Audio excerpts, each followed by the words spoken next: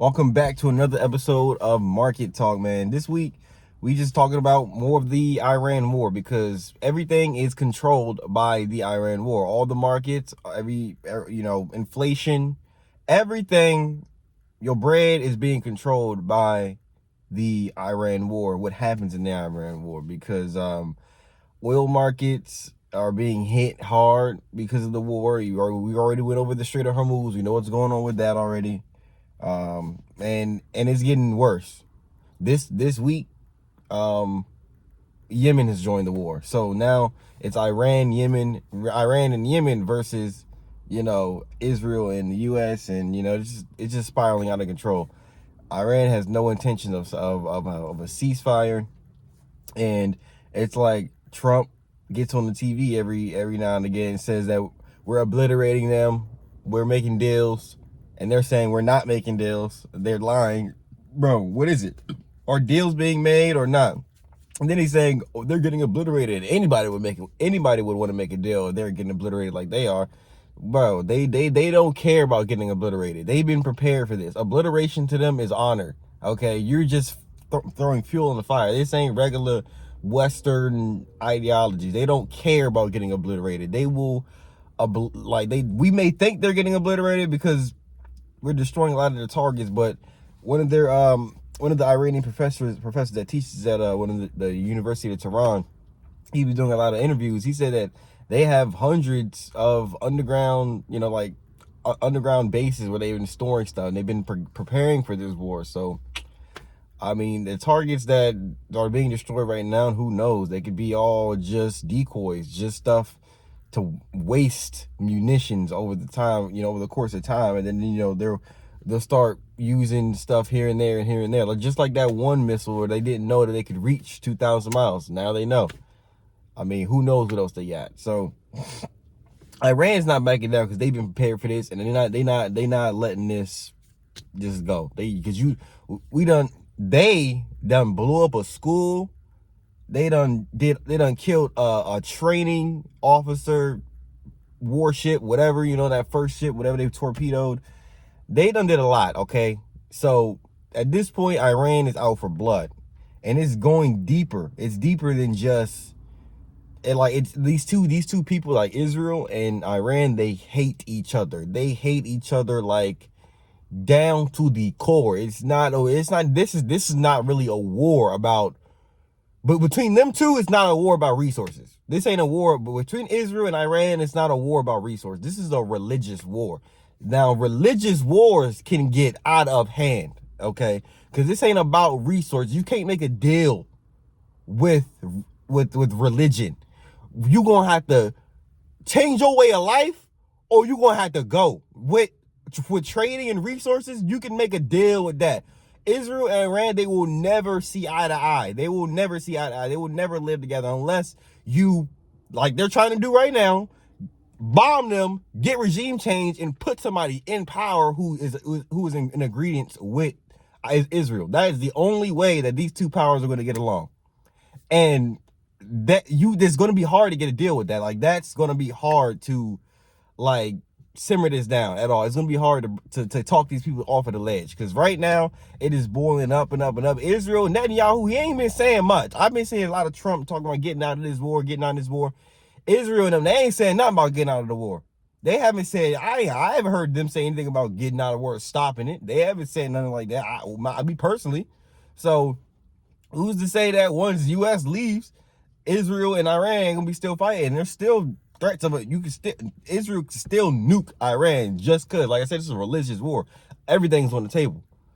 Like, everything, they will justify it through their books and their, whatever they believe in. So, and then both sides got things in their books saying that they can do these things, whatever. They just like, a religious war is going to be like one of the is the worst type.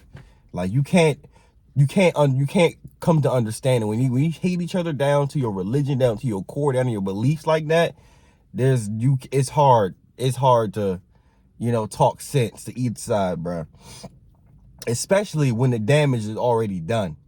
The damage has already been done, because you got other Muslim groups that in the Middle East that Israel has bombed, bombed down to smithereens, like Gaza and Palestine, and they got the same beliefs as people in Iran, and they're gonna rise. They like that professor said, they're gonna rise up. They've been looking for their time to rise up, because this ethnic superiority that Israel has cannot go in the Middle East. That's what the problem is with them.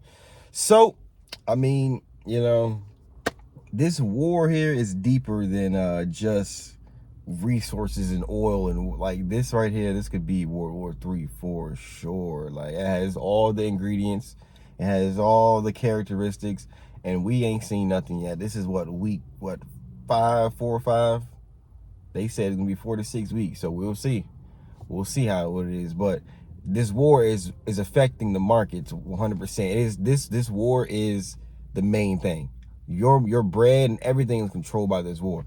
Stocks, the performance of it, it's not going nowhere until we figure out this war. Trump can continue to manipulate the market with his tweets, trying to say that we're having talks and things are really good. We're coming to an agreement, and they're sending us ships of oil, and I don't know who he's negotiating with, because he keep on saying that he negotiating with somebody, and then the next day the Iranian National Guard comes out and say he's negotiating with himself. We don't want no peace, and we don't want no talks. You gonna have to pay. Like, I don't know who they negotiating with, but they keep on, or he keeps on tweeting, trying to manipulate the market. But all your bread is still reliant on whether or not this war continues, whether or not them straits are open or closed. And they're only closed because of the war. We started it. They started this war. They started this war, created a problem. Now they got to spend billions of dollars to fix the problem. All right, bro. All right, bro. And then, like, Trump on his last, I don't even know what it was called. It was some type of a speech he just had. He was saying anything. He was saying anything. Trump was saying anything at that speech the other night. Yo, he was saying whatever he wanted. He was cussing up on stage. He was just saying whatever. He was saying one of the world leaders was kissing his ass or whatever. He was saying some crazy stuff. He was just talking off the hip. I mean, Buddy was literally yapping. He was literally just up there yapping. That was like an hour of grandpa just yapping. Just, yo, I've never seen nothing like that before in my life. That, like, you can just see like, he just doesn't care. He just know he can do whatever he wants. Like, listen, bro, I'm never a political person. I've never been that political, because I'm just here to get the bread. But Trump is crazy. Trump is, he been doing some crazy stuff, and the way he carries himself is not like a politician at all. Like, and it doesn't even have to be like a politician. He doesn't even carry himself like a world leader. Like, dude. And then, bro, like, and I'm gonna make another video on this one here, but the guy talking about at the end of the thing, he's like, I'm one of the few politicians that doesn't ask to get my question screens. You can ask me about anything. You can talk sex. You can talk, what? Talk sex with the president? What are you talking about? Bruh, that right there, when I heard him say that, dog, that took me out. He said you can talk sex? Why would the president of the United States say that? What do you mean you can talk sex? What? Okay, somebody asked you, what question was you trying to get asked? I'm gonna make another video about that. That right there took me out. But yeah, bro, all the markets and everything is reliant on news from this war, on where the war is going. Honestly, this war is not looking pretty, because you got the US and Israel. They're not trying to admit defeat. Obviously, the initial plans didn't go as planned. Now we got a bigger thing. Well, now they got a bigger issue on their hands. It's spiraling out of control. The only way for this, war to stop would be for, Iran, the real people in charge in Iran, to make a deal. I mean, to make some type of peace deal or something. But they already done gave their terms, and the U.S. ain't rocking with that. So they got more troops moving to the Middle East. We got more resources and stuff going out there. And so maybe boots on the ground next. Maybe boots on the ground, nukes, whatever. They have probably weighed out the option of nukes. They're probably saying, okay, if we send boots on the ground, how many of our people are going to die?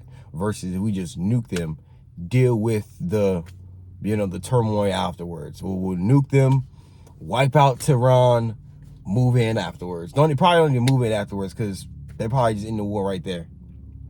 That'll probably just end the war right there. But if you nuke them, bruh, that could start a nuclear war right there, and that'll be it. So we are close to a nuclear war. We could go either. We could go nuclear. We could go peace in the Middle East. That's the hardest. Like, we could go just an unresolved resolution that's fighting forever. That's where we're at right now. And your pockets are reliant on it all because inflation is going to go up. The more oil goes up, the more war is in that area, the more they cut off these Straits of Hormuz. And there's another one that Yemen controls that they just got in the war, and now they're threatening to close that one. If they close that, it's called I think it's called the Bab el Mandab or something like that. The Bab el Mandab Strait, whatever. If they close that joint too, bro, your pockets are done. Your pockets are done. Americans' pockets are done, bro. And yeah, so we'll see how this goes. Like, all eyes are on the war right now. Your technical analysis don't matter. I'm telling you right now, if you're in the market, your technical analysis do not matter. Your fundamental analysis, it matter. You know, make sure you do that. Technicals do not matter because you can say, oh, I can see the market structure hitting here. Israel has launched 10 nuclear missiles at Iran. You're done. That's what I'm saying, bro. It's like everything is you know, looking at the war. So keep your eyes on the war. Get prepared. Get trained. Get you some sticks. Get you some gold, and get your family right because the war, it ain't looking pretty. All right, and this whole deal ain't looking pretty, bro. So I would say stay locked in, bro. We got some tools and resources coming for y'all soon. I'm gonna get some sneak peeks, but you know what I'm saying, I'll see y'all in the next episode. Hopefully I'm not in, like, you know, I'm not kitted out on the front lines in a trench. You feel me? Hopefully that's not the case, but we'll see. I'll talk to y'all in the next episode. Peace.